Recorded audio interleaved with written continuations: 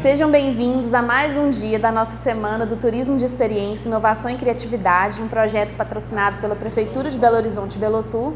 E hoje eu estou aqui na presença do queridíssimo Flávio Dornas, sabe tudo da nossa cidade, vai ser um prazer te ouvir. Quem dera. Imagina, é uma honra, gente, aproveita tudo aqui. Hoje a gente está falando para o nosso trade turístico, tá, Flávio? São as pessoas que estão aí acompanhando esse projeto e eu queria que você começasse contando um pouco da sua trajetória, porque é tão rica para quem está assistindo a gente. Isso, né, Milena? Muito rica. Eu, na verdade, vamos dizer, profissionalmente, comecei como bancário, mas rapidamente eu me envolvi com as artes da cidade. Eu fui ator durante muito tempo, numa época efervescente, de surgimento do galpão, sabe? Foi um momento, talvez, de primeiro mergulho na cidade. Eu sempre gostei muito de sair da caixinha, sabe? Sim. De estar buscando. Acho que não por acaso eu estou onde estou hoje, que a gente vai chegar lá daqui a pouco. Essa experiência, né, de viver uma cidade para além do óbvio da sua história, para mim sempre foi muito rica. E eu sou apaixonado por Belo Horizonte, assim, eu acho que a minha trajetória sempre me fazia voltar para a cidade e voltando também meu olhar, né, como criador, como artista para a cidade. Eu estou na área de alimentação há uns 30 anos, pelo menos. É isso mesmo, 30 anos. A gente fica na idade, começa a fazer conta. Começa né? a pensar quantos essa anos, coisa né? agora de pandemia, a gente fica bem sem A gente está memória, sem data, né? Está uma memória estranha. Mas tem uns 30 anos que eu trabalho na área de alimentação, foi uma área onde eu pude exercer toda a riqueza de atividades que eu fiz antes, desde o teatro até o artesanato, e as pesquisas, né, que eu nunca parei de fazer. Eu acho Sim. que Belo Horizonte é uma cidade que ela carece de memorialistas e que tragam isso para o cotidiano dela. Não por acaso vocês falaram tanto dessa questão da memória, da história da cidade. Eu acho que a gente está vivendo um momento de paixão pela cidade e das pessoas que são apaixonadas multiplicarem isso, seja através do turismo, através da gastronomia. Né? Eu acho que é um momento realmente da cidade se consolidar como uma Sim. paixão, não só dos Belo Horizontinos, uma mineira nacional que sai internacional, porque é uma cidade apaixonante. Né? Sim. Na edição anterior, Flávio, eu falei que a gente estava vivendo um momento muito especial da nossa história, né? Quando a gente recebeu a titulação de Cidade Criativa da Gastronomia. E aí, logo em seguida, veio a pancada da pandemia, que veio com tudo, nos pegou, assim, quando a gente ia vivenciar celebrar esse título. E eu acho que mais do que nunca a gente precisa trazer tudo isso, toda essa experiência que você narrou, porque para manter isso vivo, né? É muito cedo para falar em pós-pandemia, não existe, a gente está vivendo a pandemia, nos reinventando ainda, a gente está no meio desse furacão, desse processo, mas eu acho que é mais um motivo para a gente poder ficar atento a tudo isso. E toda essa sua experiência em roteiros, você já faz isso há tantos anos e já tem esse olhar sensível para a nossa cidade como um todo, não como Zona Sul, como um ponto A, um ponto B, mas a cidade como um todo. Então, queria que você falasse um pouco, trouxesse um pouco dessa história, porque eu acho que só vai enriquecer aqui o nosso papo. Eu vou emendar dois assuntos. Eu queria falar um pouco sobre a Cidade Criativa da Gastronomia, que é a titulagem da Unesco para Belo Horizonte. Acho que é muito importante, eu sou uma pessoa que eu friso muito sobre isso, que é a questão do principal motivo, talvez, da gente ter ganhado essa titulagem. Isso ainda não está tão publicizado quanto deveria, né?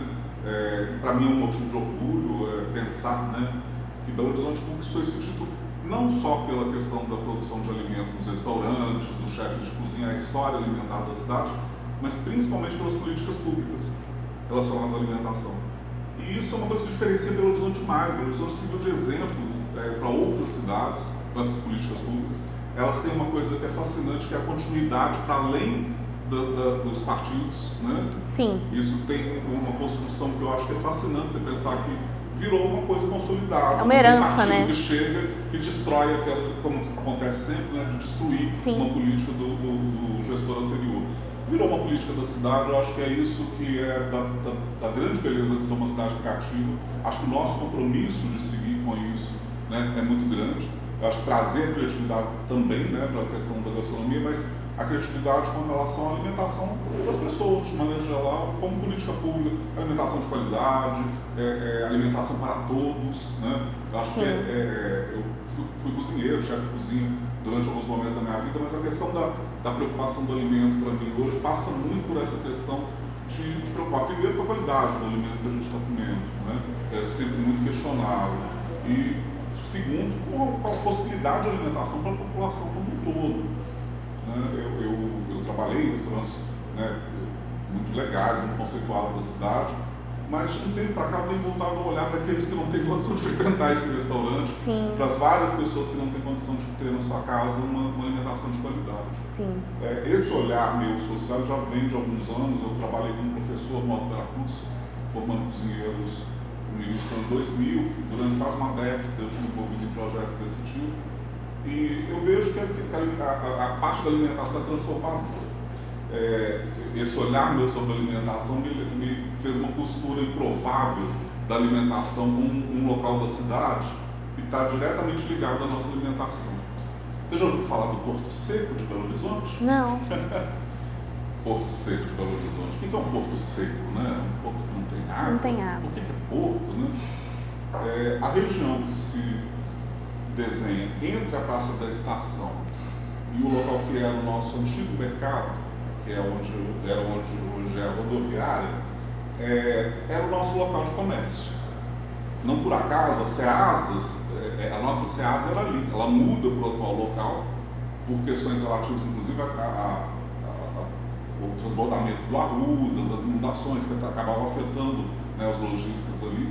Mas a região que hoje a gente conhece como Guaicurus, ela está intimamente ligada à alimentação da cidade também, porque ali era vendido alimento para toda a cidade e alguns produtos, inclusive, para o Estado, porque as pessoas vinham do Estado, né, para comprar coisas ali.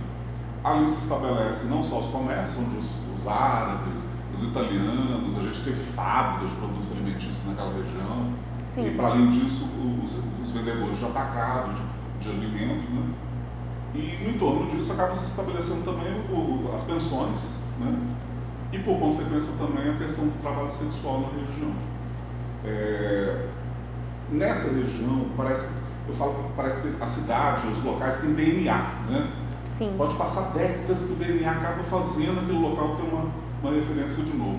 Eu tenho um sonho de a gente conseguir resgatar o DNA da alimentação de fato naquela região e da história da boemia da cidade que passa por ali, né? Vocês falaram sobre a questão das pessoas terem uma história sobre a Guaicurus, né? Quando não tem uma história de um parente, né? Sempre tem. Tem um tio meu que conta sempre tal história, tem um avô meu que conta sempre tal história. E a Guaicurus, eu acho que, por mais controversa que ela seja por conta da questão do trabalho sexual, ela atravessou décadas, né? É um local que ele é único no Brasil, naquele formato. Eu acho interessante que Belo Horizonte, a princípio, se você fazer uma análise social, é uma cidade que tem um histórico de um certo moralismo, de um certo... Sim.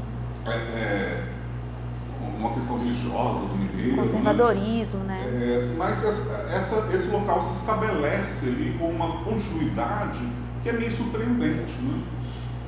Talvez por Belo Horizonte ter sido uma cidade construída para ser capital. Tem a questão, inclusive, sobre a questão do nome também, né? Eu não sei se você sabe por que chama zona. Também não sei. É muito engraçado, porque eu falo que como as palavras vão mudando de sentido por força da cultura do povo mesmo, né? O termo zona vem de zoneamento. Não tem nada a ver com... Não tem nenhuma conotação. Não. E mais fascinante ainda é pensar que ali era chamado zona de tolerância.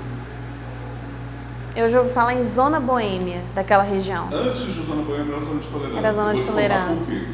Porque, na verdade, a boemia, como a gente fantasia, eu acho que isso tudo faz parte de um folclore, né, com relação à história de um local. A boemia, como se desenha como boemia mesmo, bem depois da questão do trabalho sexual.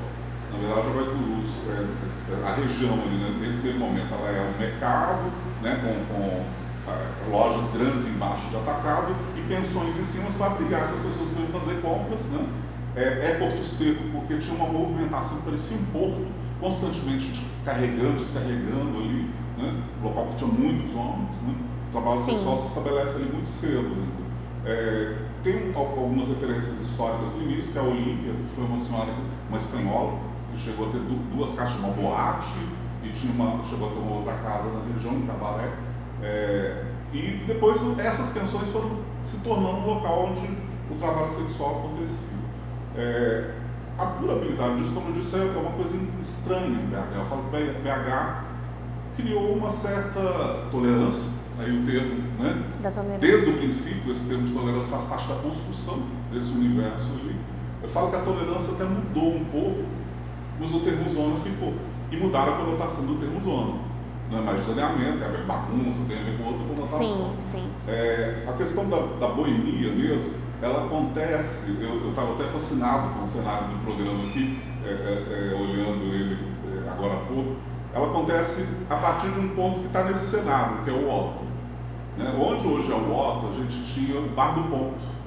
Não sei se você já ouviu falar do Bar do Ponto. Eu já ouvi falar. Era um bar histórico na cidade, Pedro Nava cita, né? Os grandes intelectuais que passaram por essa cidade passaram por ali como um local. É um local que faz parte da história também da cultura, da alimentação, né? Da cidade. Existem fatos folclóricos deliciosos, assim, que eles falam, por exemplo, que não é de bom tom tomar bebida alcoólica de dia, na cidade, em local público. Então, que eles serviam um cafezinho, que na verdade, uma xícara de café, na verdade, vinha com bebida alcoólica. Entendo. E tinha um segredo, que eu acho que era uma colher posicionada, que quem sabia que aquilo ali era bebida alcoólica. As pessoas estavam tomando café, para todos os efeitos. Mas foi um local onde, talvez, nosso primeiro grande local boêmio na cidade. Sim.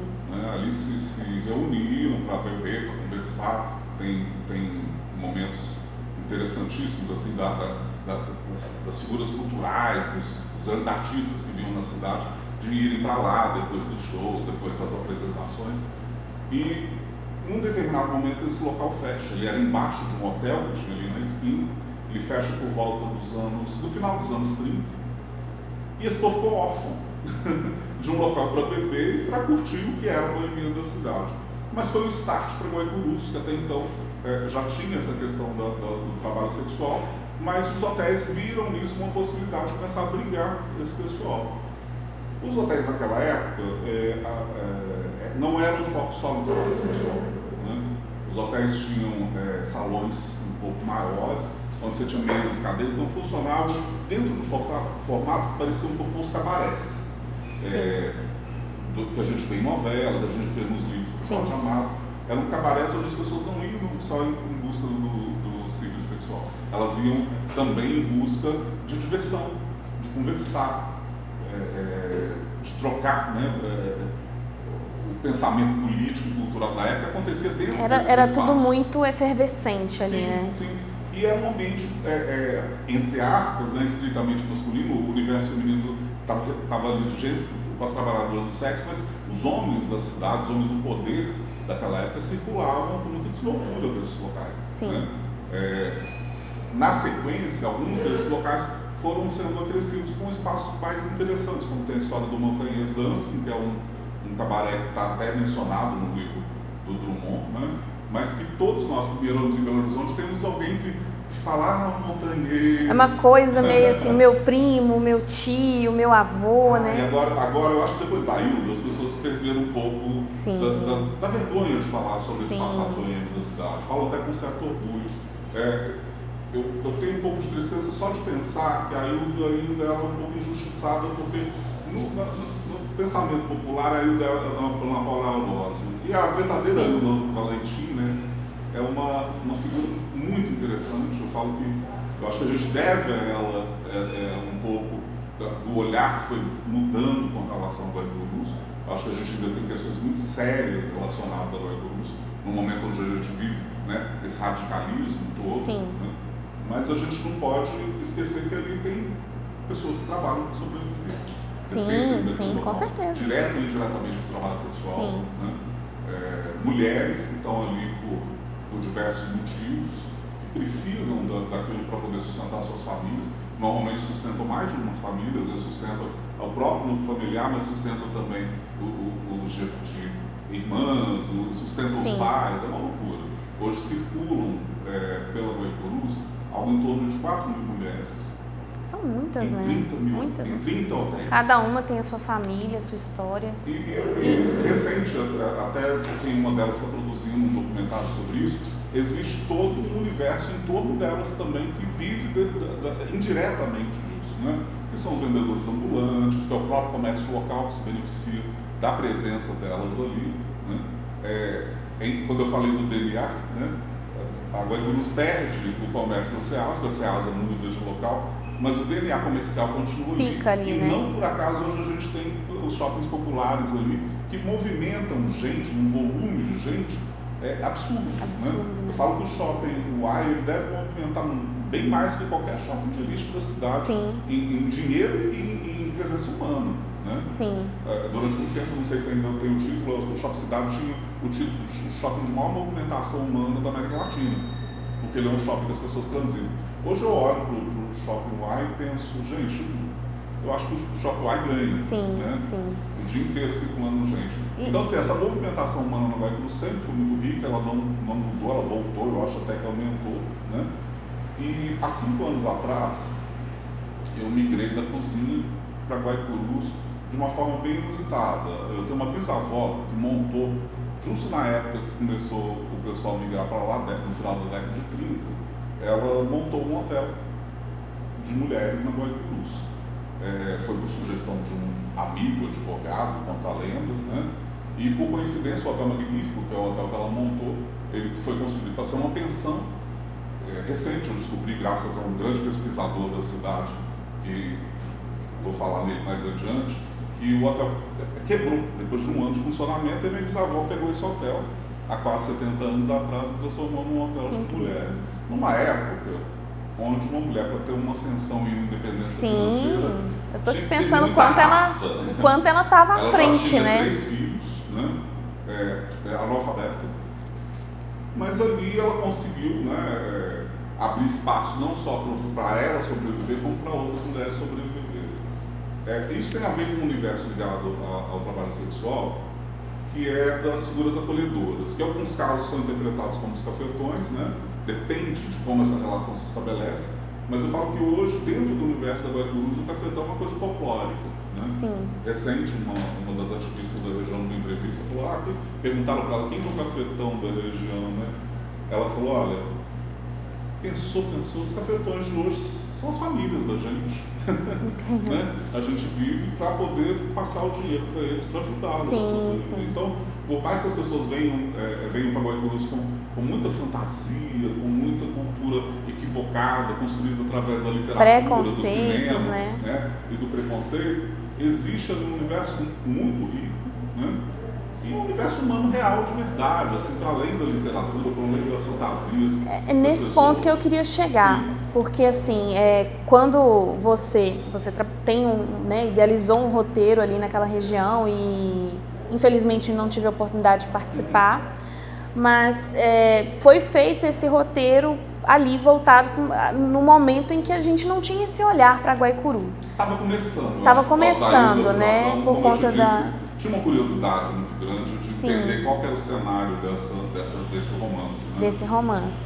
E aí eu queria que você falasse um pouco pra gente sobre essas possibilidades, porque a gente estava falando até na conversa anterior aqui, e eu falei muito sobre isso no primeiro projeto, que muitas vezes a gente olha para BH, que é uma cidade plural e imensa e cheia de história, e a gente olha de uma perspectiva muito pequena, muito restrita. Então, todas as regiões de Belo Horizonte têm história, têm a sua riqueza cultural, né? Não só a Zona Sul também, mas a gente tem o centro, que é incrível e que foi e é efervescente. A gente tem a região do Barreiro, como foi citada aqui num outro bate-papo. A gente tem Venda Nova, a gente tem região leste, que está cheia de cultura, está explodindo, né? Com o surgimento de novos restaurantes, de novos lugares. Então, eu queria que você falasse um pouco sobre essas possibilidades que a cidade oferece, porque, assim, você é um livro de história, né? Se deixar, eu fico aqui a tarde toda te ouvindo, porque você tem esse conhecimento. Mas quem quer, por exemplo, quem é do trade, quem é um guia e quer proporcionar uma experiência de roteiro, como que funciona? Não tem uma fórmula, né? Eu te falo assim, como que nasceu esse projeto dentro da Guaicurus. Quando eu entrei para a Guaicurus, eu me deparei com um cenário social explosivo, difícil, assim.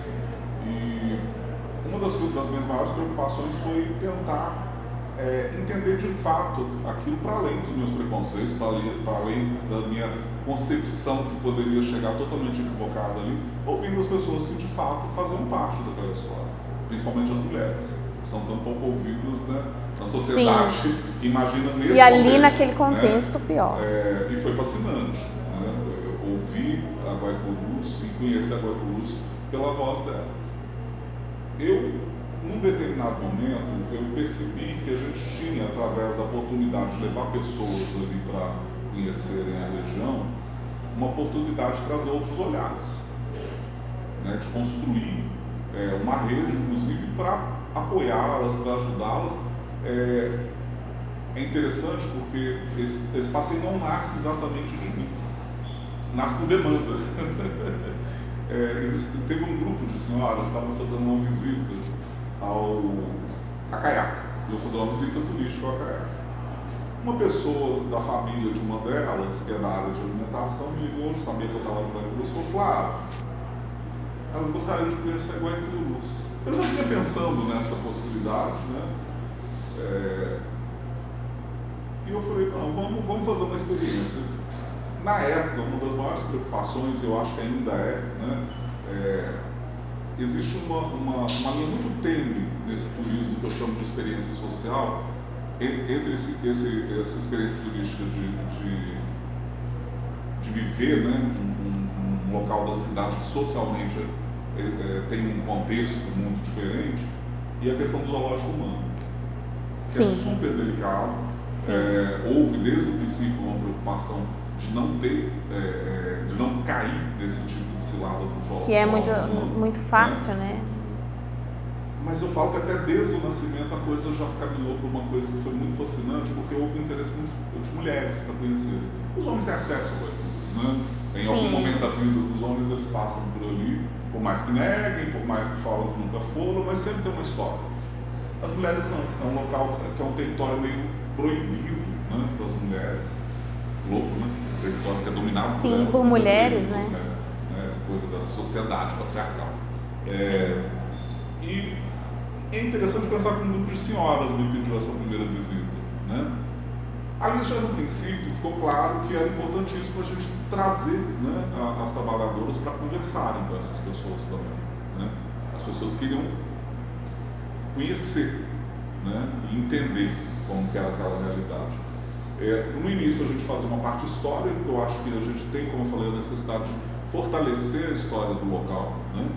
E em Belo Horizonte não só a Guaicurus, mas tem várias regiões que vocês já passaram por algumas aqui, com histórias muito interessantes e importantes para a construção dessa personalidade de Belo Horizonte. Eu falo que existem espaços muito invisibilizados ainda e que a gente precisa, né, trazer isso para um contexto de mostrar para as pessoas. E trazer também, Flávio, me corrija, né, se eu tiver, porque trazer essas pessoas para o protagonismo dessa narrativa, né? Essencial, né? Eu falo que todas as minhas experiências desde então foram de um exercício. Eu sou excessivamente protagonista nas coisas que eu faço, e foi fascinante como que isso foi um exercício para mim de entender que eu podia ser um facilitador, mas para que outras vozes viessem através de mim. Isso foi maravilhoso de ver acontecendo, né? Quando eu chego na Guaicurus existiam já alguns grupos representativos, mas eu vi surgindo outros ao longo desses 5 anos e foi fascinante. Que vem traz uma autonomia, né? Essas pessoas começam traz participação social. Participação social. Que é uma coisa que é um acesso difícil às vezes para determinados grupos, porque depende às vezes de alguma oportunidade de brecha, né? E eu falo que passeio, né? A gente chamava na época de passeio da Guaicurus, ele proporcionou isso, porque no meio dessas mulheres vieram mulheres influentes da cidade, tanto do meio empresarial quanto da área política, né? E acabaram ajudando a trazer essas mulheres para o protagonismo junto dos momentos onde elas precisavam falar sobre elas, né? Outra coisa que elas questionam muito é porque falam muito por elas, e isso é um absurdo. Sim. Né? alguém decidir sobre a vida de uma pessoa porque acha que é assim, que é assado, né? Sim. É um prazer vê-las participando de reuniões na Câmara, de reuniões, né, dentro das secretarias da cidade para discutir questões que são relativas àquele local e à vida que elas levam. E à vida delas, né? Recente nós tivemos, né, todo um processo para entender como se daria a reabertura da Guaicurus, e elas foram figuras muito importantes nessa construção, né? A gente viu nos últimos 5 anos o surgimento de coletivos de mulheres na região, e através do passeio a gente criou uma rede de apoio para esse coletivo. Isso foi fascinante. A gente parou com esse passeio já tem quase um ano. A gente até cogitou de fazer o passeio virtual.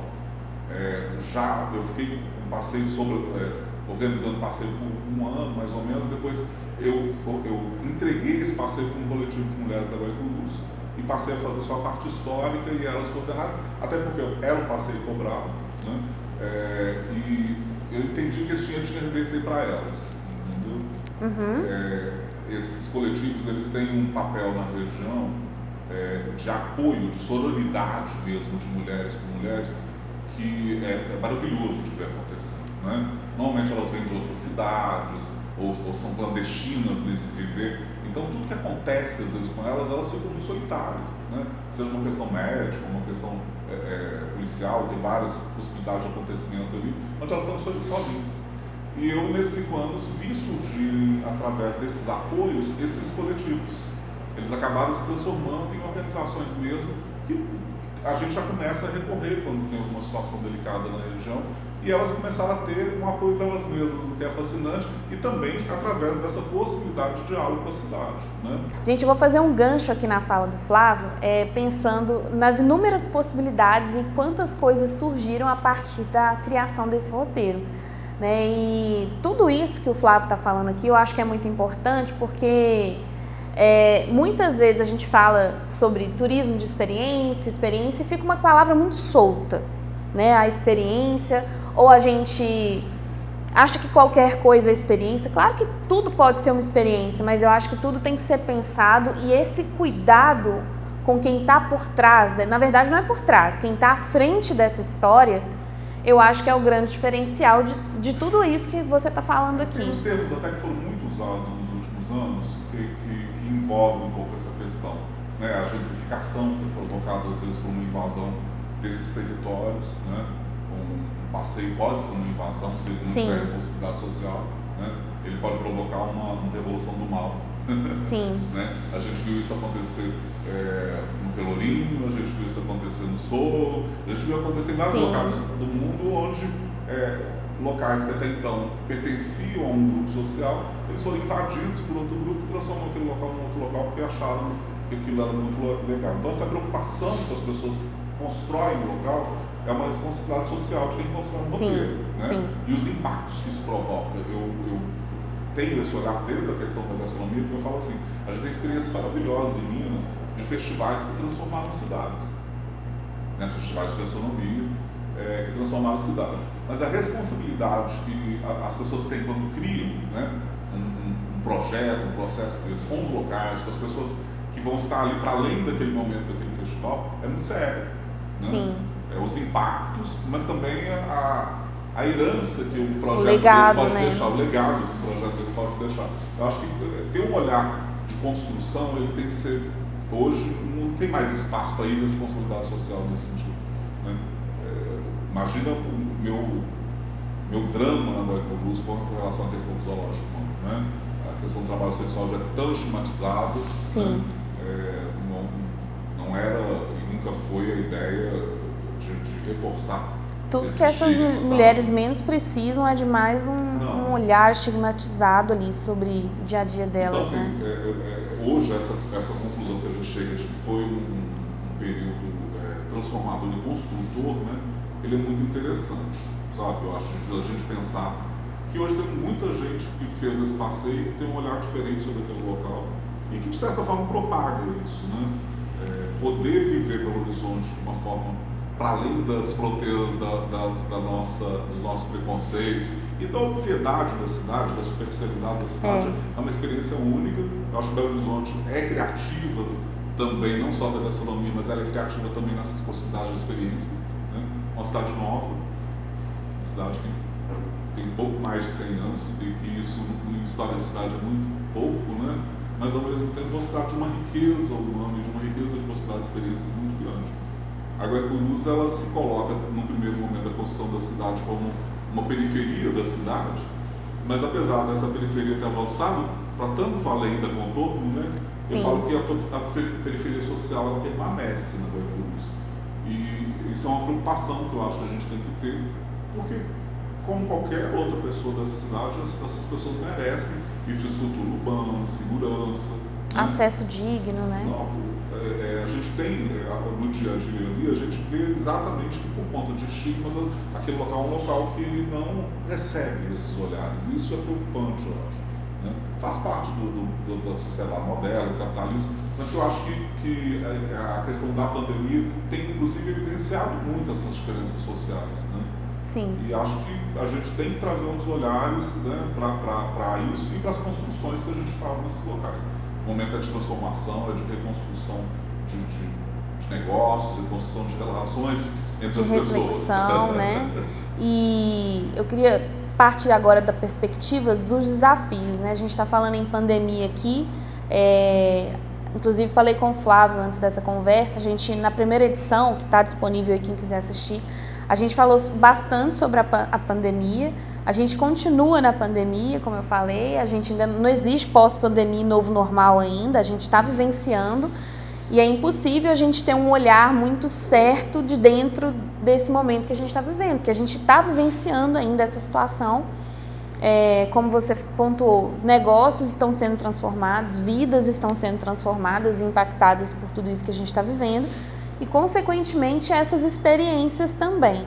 A nossa cidade continua viva, né? Continua recebendo e continua sendo uma cidade para acolher e que deve acolher a todos, independente de classe social, de onde essa pessoa esteja. E é importante que esses roteiros e essas experiências possam contemplar, considerando, levando em conta esse momento que a gente está vivendo. Uma coisa que tem se falado muito com relação ao turismo é das possibilidades das pessoas conhecerem o seu entorno. Sim.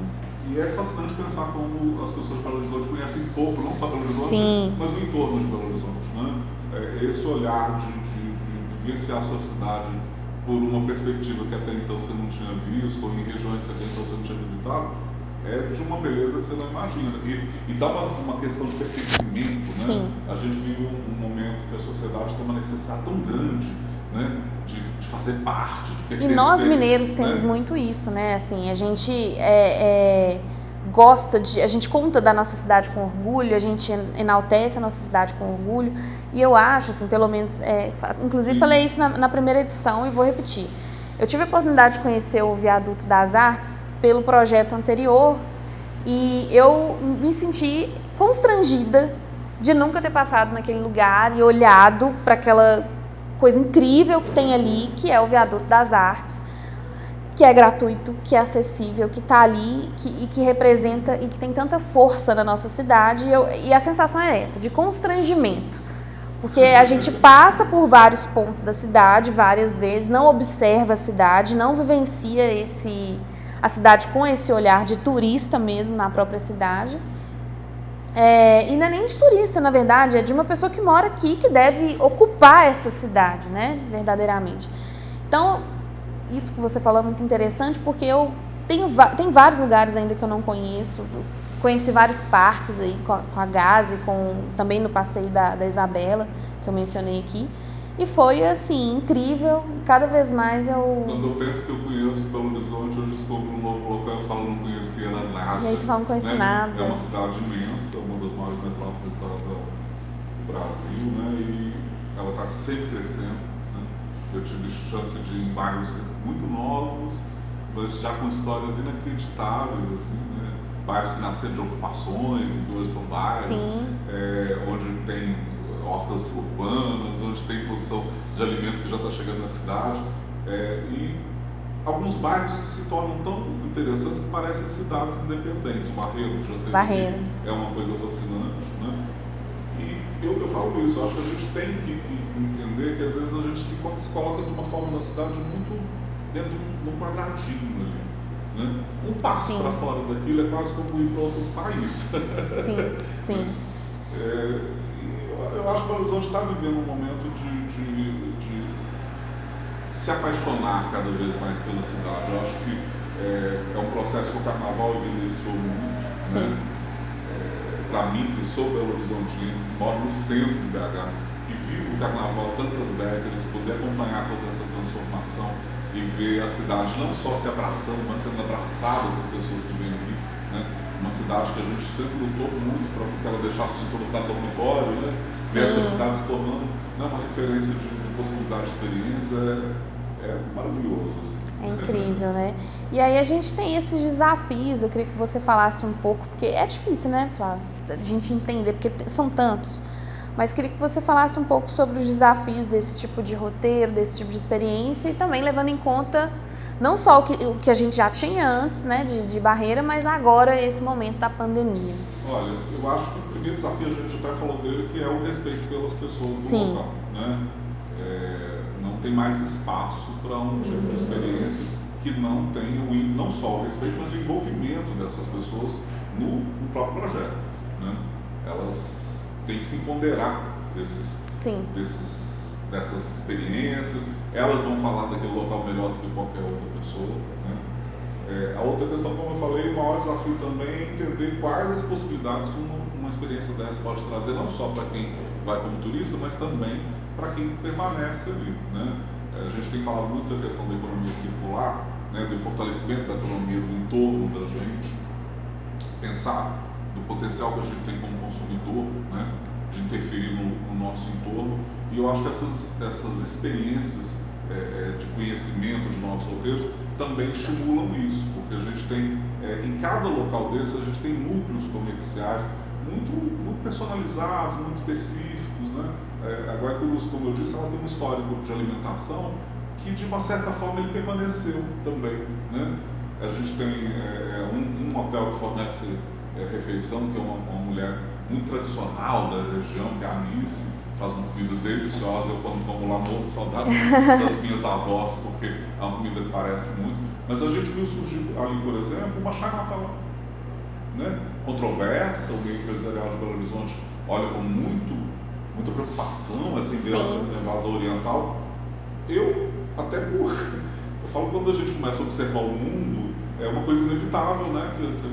Os núcleos de outras etnias comecem a se identificar na cidade, se formem.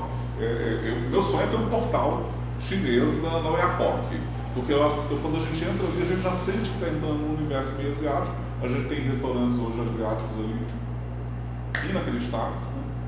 E eu vejo que vão surgindo outras coisas desse tipo e que podem proporcionar para a economia daquele local, através de um passeio, através de um roteiro, a possibilidade de levar mais pessoas a conhecerem coisas que às vezes está para um grupo muito pequeno de pessoas, né? Sim. Então você acha que os desafios estão aí, mas tendo uma preocupação com esses detalhes, com esses olhares, né, cuidadosos com o ser humano que está envolvido naquele processo, eu acho que não tem desafio que a gente não consiga vencer. Acho que o maior desafio que a gente tem para vencer daqui para frente é um olhar para o outro. Sim. De verdade. De verdade. Né? E não só para o próprio umbigo, não só para o próprio bolso. Não ser uma coisa de ego, né? Flávio, queria que você encerrar, a gente precisa de encerrar o nosso papo aqui, que se deixar a gente fica aqui até amanhã. Eu espero que vocês anotem tudo e assistam e revejam, porque isso aqui foi uma aula. Só tenho a agradecer a sua presença, foi muito rico esse bate-papo, foi incrível. E se você quiser deixar algum recado, alguma mensagem para quem estiver assistindo. Eu acho que é só emendar o que eu estava falando, esse olhar para o outro, né? Esse olhar para o outro é muito importante, eu acho, daqui para frente. Eu acho que se alguma coisa ficar disso tudo, eu acho que as pessoas vão mudar muito pouco, na verdade. Não estou vendo grandes transformações nesse novo mundo que se aponta, não. Mas uma esperança minha é de que as pessoas comecem a olhar mais para os outros, sabe? Para além do umbigo. Sim. O problema do homem é o umbigo, sabe? E acho que esse olhar para o outro pode sim transformar muita coisa no nosso dia a dia, no nosso futuro, né? Era de Aquário estar aí, vamos projetar um olhar para o outro como referência para o mundo e para nós daqui para frente. Com certeza. Flávio, obrigada mais uma vez pela sua participação. Espero que vocês continuem acompanhando. Vai ficar salvo aqui. E qualquer dúvida pode me mandar. Até a próxima. Tchau, vocês.